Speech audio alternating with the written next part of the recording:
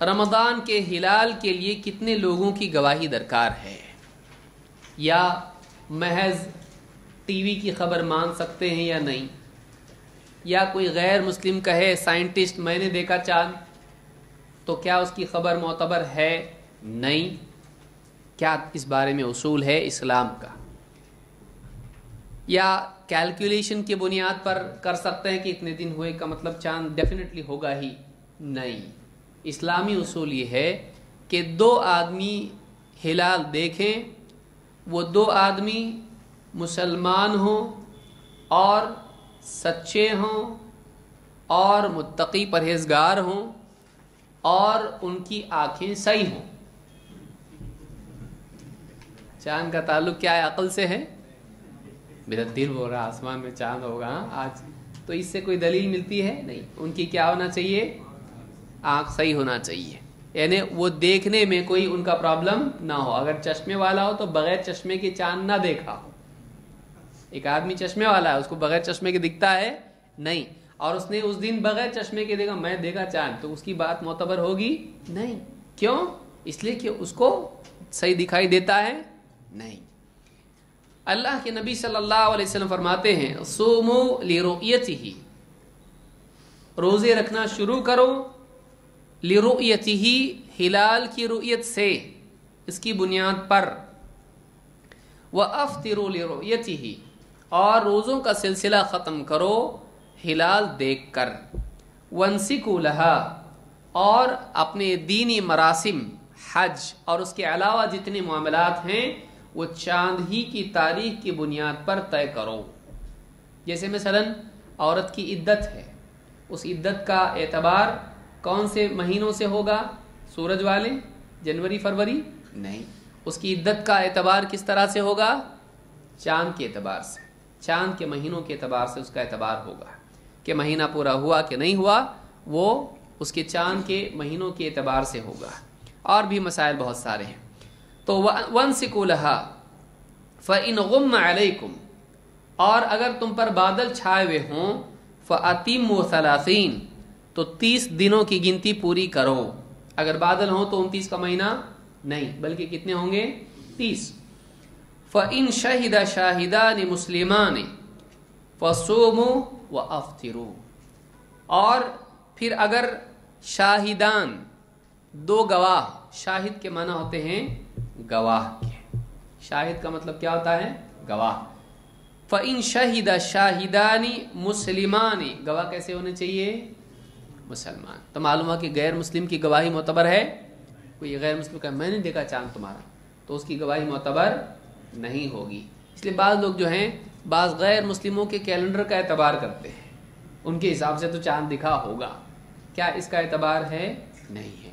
غیر مسلموں کے ان کی تاریخ یا ان کی گواہی کے اعتبار سے ہلال کا اعتماد نہیں کیا جائے گا۔ فَإِنْ شَهِدَ شَاهِدَانِ مُسْلِمَانِ، اگر دو مسلمان گواہی دیں، فَصُومُوا وَأَفْطِرُوا، تو روزے رکھو اور افطار کرو۔ کا مطلب کیا ہے؟ رمضان شروع کرو، رمضان ختم کرو۔ تو رمضان کا شروع ہو یا رمضان کا ختم ہو، چاہے روزوں کی شروعات کے لیے گواہی ہو یا عید کی گواہی ہو، دونوں کے لیے کتنے گواہ چاہیے؟ دو۔ اور کیسے ہونا چاہیے وہ گواہ؟ مسلمان۔ لیکن مسلمان بھی ہوں تو کیسے ہوں؟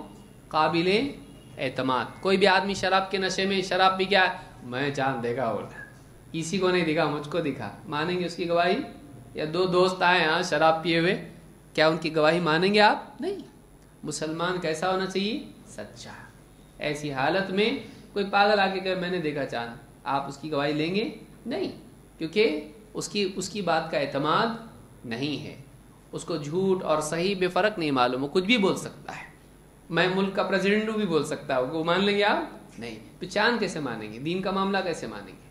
تو اس کی گواہی معتبر نہیں ہے، بلکہ ایک ایسا آدمی جو سچا ہو، ہوش و حواس میں ہو، مسلمان ہو، اس کی گواہی لی جائے گی۔ اور چونکہ چاند کا معاملہ رؤیت کا ہے تو اس کے لیے دیکھنے والے کی آنکھ بھی کیسی ہونا چاہیے؟ ٹھیک ٹھاک ہونا چاہیے، اس کا دیکھنا معتبر ہو۔ بعض اوقات آدمی سچا ہوتا ہے لیکن उसने जो देखा, देखने में क्या हुई, गलती हो गई। हो सकती है कि नहीं हो सकती है, देखने में गलती होती है, तो उसकी गवाही भी मोतबर नहीं होगी। जिसका बोलना मोतबर है लेकिन देखना नहीं, समझ में आ रही बात? बोलना मोतबर है, वो आदमी सच्चा है, झूठ नहीं बोलता है, लेकिन गलती कहाँ हुई, देखने में, तो ऐसी गवाही भी मोतबर नहीं होगी।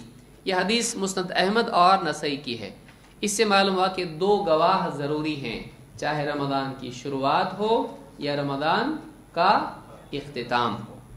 लेकिन उलमा ने एक बात यहाँ ये कही है कि अगर गवाह बहुत मोतबर हो तो ऐसी सूरत में अगर एक गवाह भी हो तो रमजान की शुरुआत में उसकी गवाही ली जाएगी। क्यों? क्योंकि असल एहतियात मतलूब है और वो गवाह बहुत पक्का है, एकदम मोतबर है। अगर वो कह रहा है कि मैंने देखा, तो रमजान के एहतियात का तकाजा ये है कि रमजान की शुरुआत में उसकी गवाही मानी जाएगी, जैसा कि इब्न उमर रज़ी अल्लाह तआला की हदीस से मालूम होता है।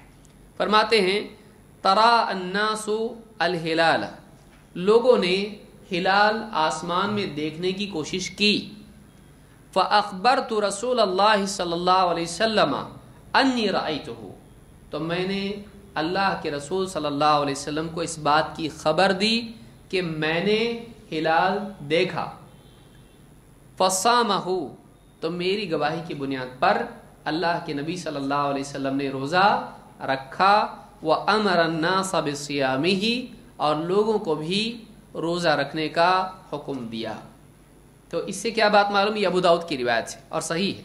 इस हदीस से बात मालूम हुई कि अगर एक सच्चा आदमी इब्न अब्बास इब्न उमर की तरह अगर पुख्ता है, सच्चा है, मोतबर है और हर एतबार से ठीक ठाक है, तो ऐसा आदमी अगर गवाही देता है कि मैंने हिलाल देखा है, तो ऐसे आदमी की गवाही क्या होगी, मोतबर होगी।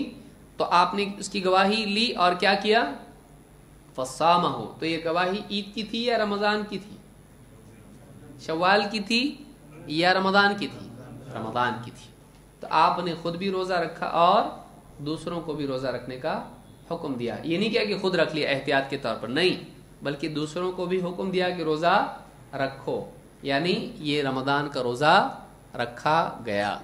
इस हदीस से ये बात मालूम होती है कि अगर बहुत मोतबर आदमी गवाही दे तो एक भी हो तो उसकी गवाही ख़ास तौर से रोज़ों के सिलसिले में ली जाएगी, उसका एतबार किया जाएगा, क्योंकि रोज़ा छोड़ना असल नहीं है, रोज़ा रखना बुनियाद है। तो रोज़ा छूटना नहीं चाहिए, इस एतबार से एक आदमी की गवाही भी ली जा सकती है। लेकिन उलमा ने कहा कि अगर शव्वाल की गवाही है तो उसमें रोज़ा छोड़ने का डर है, उसको 2 ही गवाह चाहिए, एकदम पक्की बात होना चाहिए, ज़्यादा एहतियात इसी में है। और दलीलों का भी तकाजा यही है कि उसके लिए असल क्या है, फ़इन शाहिदा शाहिदान मुस्लिमान फसूमु व अफ्तिरू, तो दोनों के लिए कितनी गवाहियां बताई, 2। लेकिन यहाँ रोज़ा रखने के लिए कितनी मिल रही है, 1। तो रोज़ा रखने के लिए 1 भी चल जाएगी, लेकिन रोज़ा छोड़ने के लिए यानी रमज़ान ख़त्म करने के लिए कितनी होनी चाहिए, तो वो उस दलील पर बात बाकी रहेगी। तो ये दलाल में जमा की सूरत पैदा होती है। और भी जवाबात उलमा ने दिए, लेकिन सबसे बेहतर कौल उसमें यही लगता है।